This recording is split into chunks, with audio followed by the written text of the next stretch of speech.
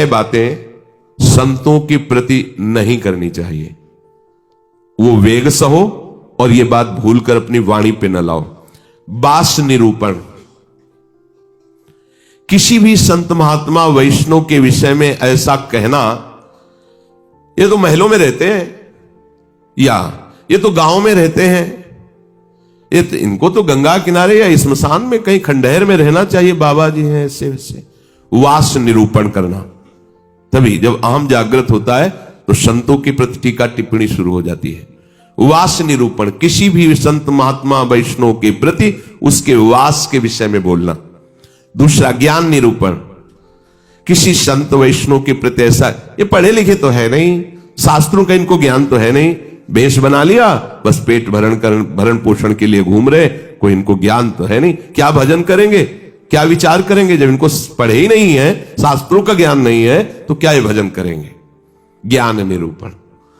तीसरा जाति निरूपण, अच्छा ये अमुक जाति के हैं, हाँ तभी चाहे जितना बेस रख ले, नीच जाति का तो नीचे जाति का रहेगा ना। ऐसा महान अपराध, ऐसा सोचना, ऐसा बोलना, ऐसा देखना, ये महत अपराध है और ये हम लोग ध्यान नहीं देते, फिसल जाते हैं। एक बार एक जगह महात्माओं की पंगत लगी हुई थी, तो उसमें एक महात्मा को पंगत लगवाने वाले में जो श्रेष्ठ थे, उन्हें एक थप्पड़ मारा और निकालने लगे। वहां हमको भी सेवा दी गई थी, पत्तल उठाना और पोछा लगाना बाद में। तो परोसाई जब होती थी तो उस समय खड़े रहते थे। तत्काल गए, हमने कहा आपने क्यों थप्पड़ मारा? तो उन्होंने जाति निरूपण किया कि इस जाति का है, तुम नहीं जानते हो, और ये साधुओं की पंगत में बैठा है, उनका आचार्य परंपरा का तिलक लगाए हुए है और भेष धारण किए हुए है। आप आचार्य परंपरा की प्रधानता रखते हैं या जाति की प्रधानता रखते हैं? वो महात्मा अश्रु प्रवाह करने लगे कि क्या मेरे को भगवान का भजन करने का अधिकार नहीं है? क्या मेरे को भगवत प्रसाद पाने का अधिकार नहीं है? जब हमें गुरु ने वस्त्र दिया है, भेष दिया है, तो हम संतों की सभा में उन्हीं की आज्ञा से बैठे हैं। वैसे हम इस योग्य नहीं हैं, पर बैठे हैं। उनकी दैन्यता देखकर तत्काल उनको हृदय से लगाया और उनसे कहा कि दोबारा ऐसी गलती ना हो। ये क्या मर्यादा है वेश के ऊपर? और उनके चरण पकड़े, एक बार इनको क्षमा करके आप बैठ जाइए, आप प्रसाद पा लीजिए। उस समय भागवती का आवेश में बोले, उनकी सामर्थ्य नहीं हुई, दोबारा उनको वो प्रसाद पाके निकले। मन में ठान लिया कि झोला उठाओ और भागो यहां से। नहीं, जहां संत का अपमान हो वहां नहीं टिकना चाहिए। तो भूल हो जाती है। राजसू यज्ञ में भगवान ब्रह्मा से लेकर के सब ईश्वर कोटि के महापुरुष पधारे थे, जिसमें स्वयं सर्वेश्वर भगवान श्री कृष्ण विराजमान थे। और उस पवित्रता का क्या वर्णन करना, जहां साक्षात धर्मराज विराजमान है, वहां अपवित्रता का प्रवेश नहीं हो सकता। लेकिन यज्ञ की पूर्णता नहीं हुई थी। यज्ञ की पूर्णता सुपच वाल्मीकि के चरण धोकर रसोई में पवाने से हुई थी।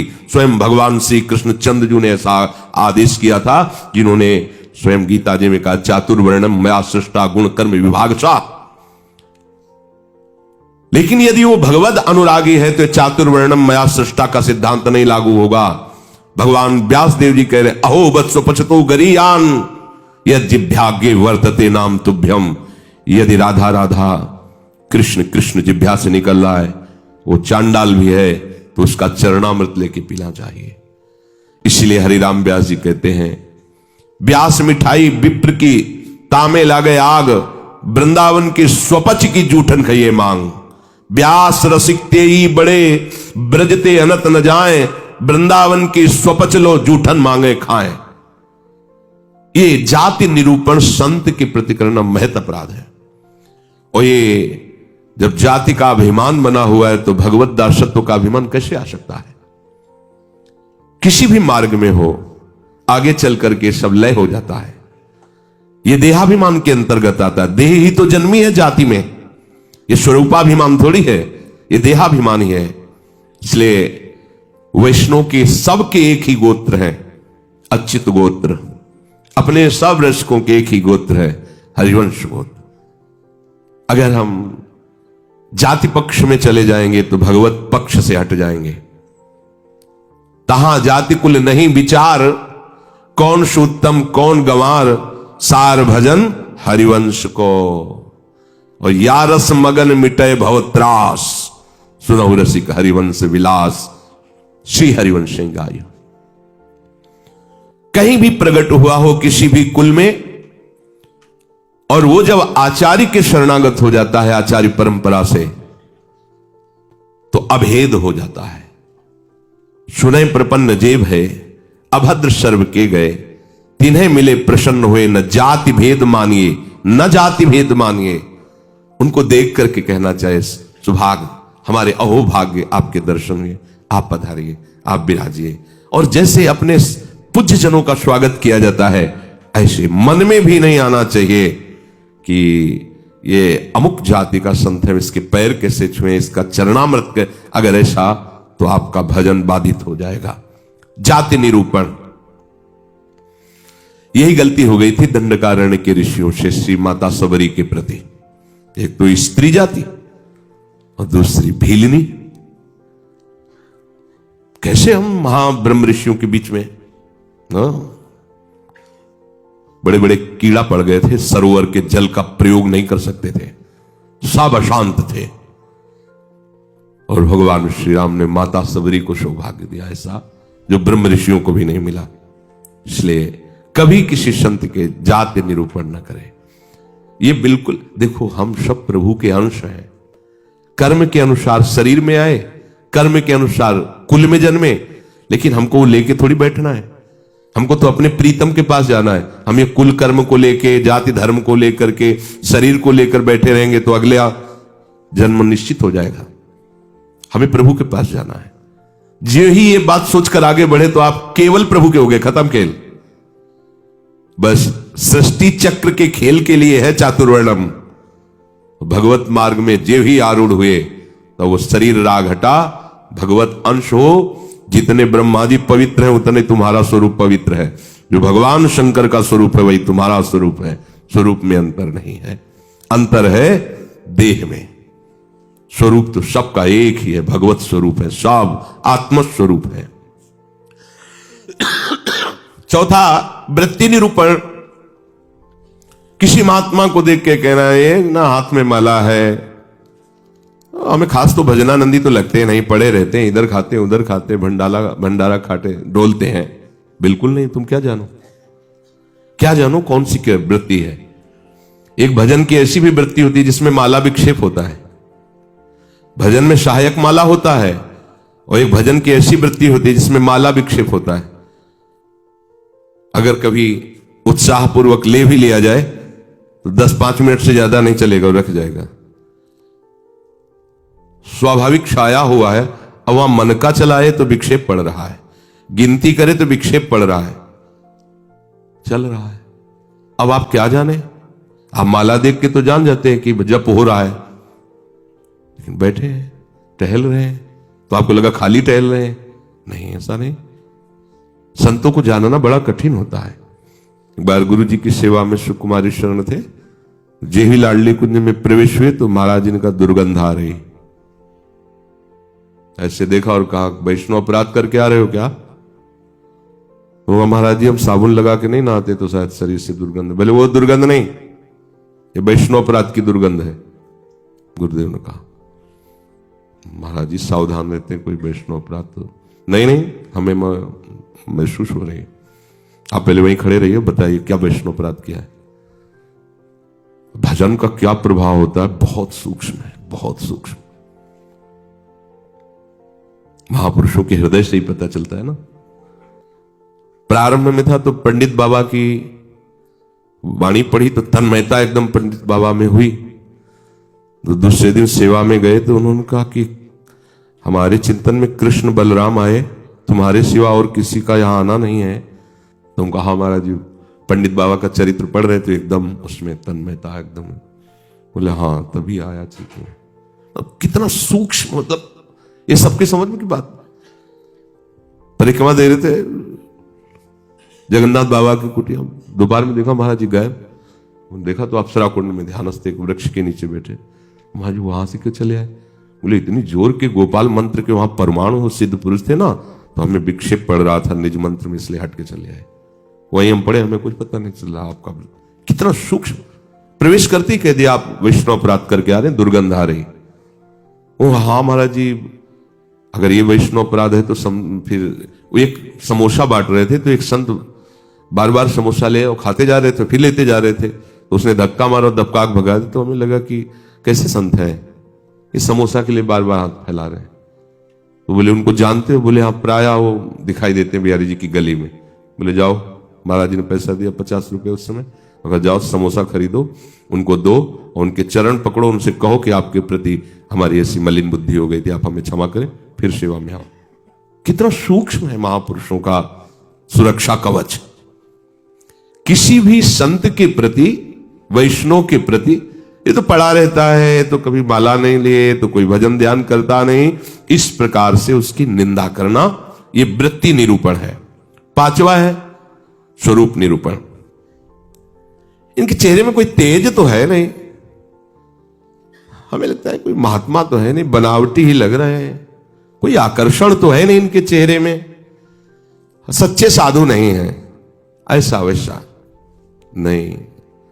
आप क्या जानते हो, ये राख से ढकी हुई आग है, राख हटे तब पता चलेगा।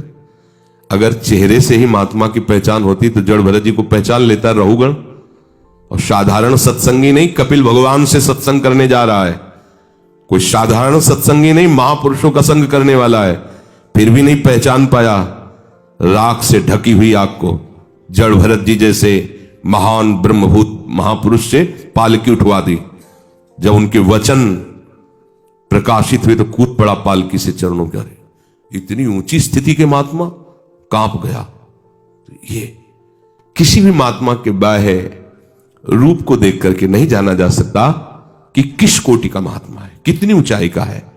इसलिए इनमें तेज नहीं है, इनका चेहरा कोई आकर्षणकारी नहीं है, ऐसे कोई साधारण लगते हैं, कोई सच्चे साधु तो है नहीं, ऐसा नहीं करना चाहिए। छठवां धातु निरूपण। भक्त या भगवत विग्रह की, अच्छा ये पत्थर के ठाकुर जी हैं, सप्तम धातु के हैं, ये काहे से बने हुए हैं ठाकुर जी? अगर वो मंदिर में विराजमान तो साक्षात प्रभु विराजमान, कुटिया में विराजमान तो साक्षात प्रभु विराजमान। श्री विग्रह में पाषाण, लोहा, तांबा या काष्ठ की भावना ले आना, ये आपके निरंतर भजन में बाधा पहुंचा देगी। उन वेगों को सहना और इस अपराध से बचना। जो गुरु ने नाम दिया है, मंत्र दिया है, आराध्य देव का रूप दिया है, उसके सिवा सब माया है, वो अपने को चिंतन नहीं करना, केवल उतना ही चिंतन। ये बहुत कठिन बात है। प्रायः मनमानी भजन करने में ज्यादा अच्छा लगता है, और गुरु मंत्र और गुरु श्री मुख से जो दिया गया उपासना नाम है, पद्धति है, उसमें मन मरता है, इसलिए उसमें मन नहीं लगना चाहता। हम ये देखते हैं, प्रायः कई उपासकों से सुना है उनके हृदय की बात, जो गुरु प्रदत्त है उसमें नहीं लगेगा और मन माने लग जाएगा। मन ने स्वीकार कर लिया चितम केशवम राम नारायण, ये रटे हम उन्हीं गुरु से पूछ रहे हैं जिन्होंने मंत्र दिया है, नाम दिया, ये हम रटे। तो ये बुरी बात तो है नहीं, भगवान के नाम जपिए, पर बात नहीं बनेगी। जहां बात बननी है वहां मंत्र मूलम गुरु वाक्यम, जो गुरुदेव ने शब्द दिया है, नाम दिया है, मंत्र दिया है, बस होए अनन्य एक व्रत गाए, वही। चाहे जितना मन चंचल हो, जो ऐसी निष्ठा वाला होता है, देर नहीं लगता शांत होने में। पर जिनका है कि छलांग लगाना अच्छा लगता है, थोड़ी देर ये जपा, थोड़ी देर वो जपा, थोड़ी देर वो जपा, अरे भगवान का तो भजन करना है। अभी वो पद्धति को नहीं समझे, अभी रस मार्ग में बहुत दूरी है, अंतराय है। सभी कार्य करते हुए अपने स्वरूप में स्थित रहना। जैसे अपने लोगों का स्वरूप है सहचरी, तो जगने से लेकर शयन तक आपकी स्मृति में रहना चाहिए, मैं श्री जी की सहचरी हूं। भले अनुभव में नहीं आ रहा, आपको सहचरी बप्पू का अनुभव नहीं हो रहा, पर हम हैं, मान लेना। जैसे अपने को अनुभव नहीं था हम किस कुल में जन्मे हैं, पर माता पिता किसी ने तो सिखाया होगा कि तुम पंडित हो, ब्राह्मण हो, बैठ गया ना दिमाग में। इन्होंने लिखा है क्या ब्राह्मण कहीं, और बैठ गए पंडित घर के जन्म है हमारा। ऐसे ही गुरु ने तुम्हें नया जन्म दिया है। न स्त्री हो, न पुरुष हो, न ब्राह्मण हो, न क्षत्रिय हो, न वैश्य हो, न शूद्र हो, न गृहस्थ हो, न विरक्त हो। क्या हो? श्री जी की प्रिय सखी हो तुम। स्वीकार करो। जैसे मां ने सिखाया था कि ये तुम्हारे पिता हैं और पिता ब्राह्मण कुल के, तो तुम भी ब्राह्मण कुल के हुए। समझ गए? तुम पंडित की संतान हो तो पंडित ही हुए। ऐसे ही तुम हमारे प्रिया प्रीतम के अंश हो।